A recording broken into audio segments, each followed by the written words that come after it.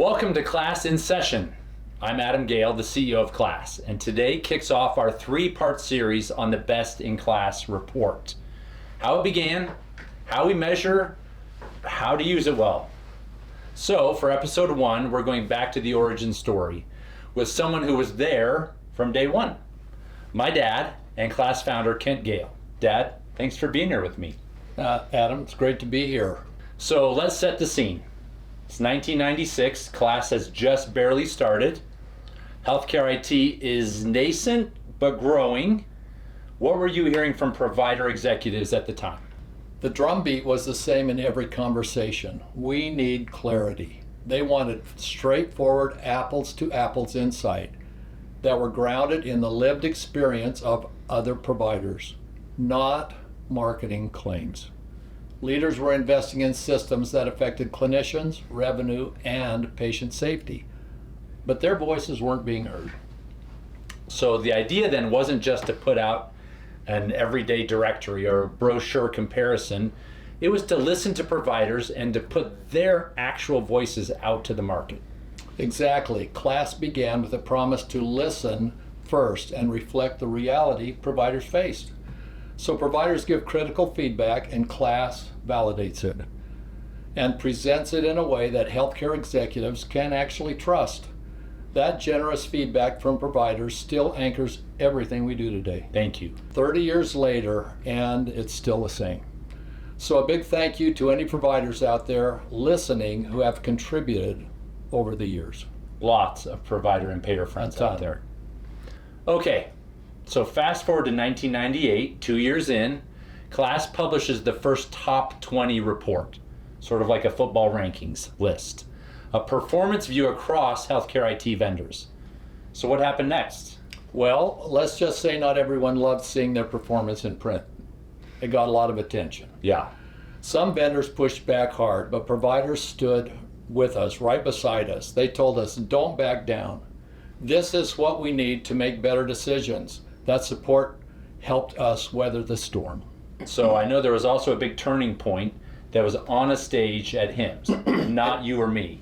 Exactly. It wasn't you or me. That was when Karen Ondo presented our early performance findings at HIMSS. The room was full of providers leaning in. You could feel the appetite for objective insight. By the way, I remember the fire marshal came in, if you remember that. And he wanted to shut the doors. Yes. Right. That moment told us we were on the right track, and it called us to widen our lens. So after that momentum, providers asked us to measure more products and services. In fact, I remember the call when someone said, look, you need to measure ambulatory EMR vendors. And I was petrified because there are so many of those. So how did that expansion shape the next chapter? Well, it broadened both the depth and relevance. With provider guidance, we kept refining categories, methods, and verifications so that comparisons would hold up under any scrutiny. By 2005, the top 20 report evolved into Best in Class. What a great name. A great name, yes. This was the name that we felt made clear the goal: identify the solutions and services that consistently perform best for healthcare organizations. So in reality, the name change signaled not just a ranking, but a challenge to vendors to be best in class. So best in class is about partnership quality as much as it is about product capability. Are vendors responsive? Do they follow through? And ultimately, do they help the providers and payers they serve be more successful? That's what the healthcare market needs today more than anything. Yes, lots going on today. Okay. So now I'd like to talk about why the Best in Class report has endured for all these years. Decades now. I have my ideas, but I'd love to hear yours.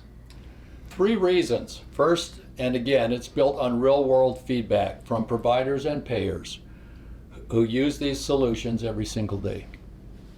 So everything we do at KLAS depends on hearing about actual experiences from these providers. And second, the methodology keeps us crystal clear on which vendors qualify and then win recognition.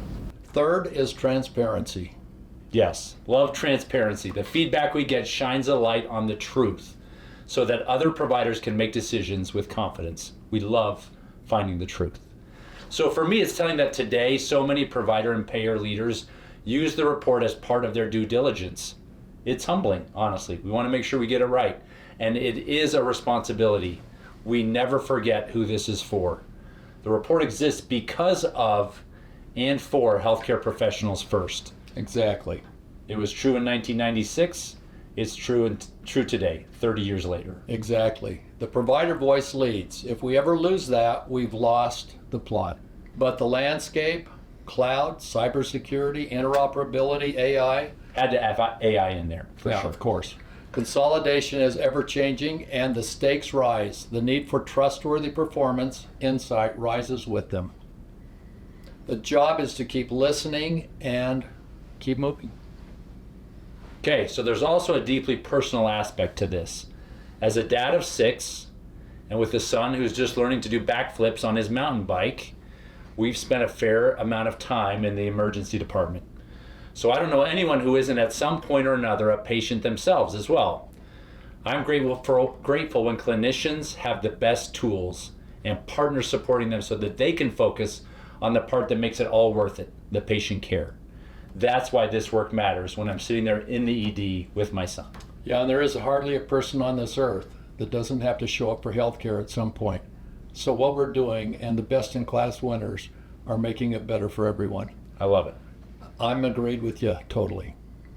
So thanks for walking us through how the best in class came to be. For listeners, this is just the start. In episode 2, we go under the hood on the methodology with Natalie Jameson and Dan Check. What we measure, how we verify, and why it earns trust. Then, episode 3 is the practical one, how to use the report as a provider or a vendor to make real improvements and decisions. That's featuring Andrew Crandall and Boyd Stewart.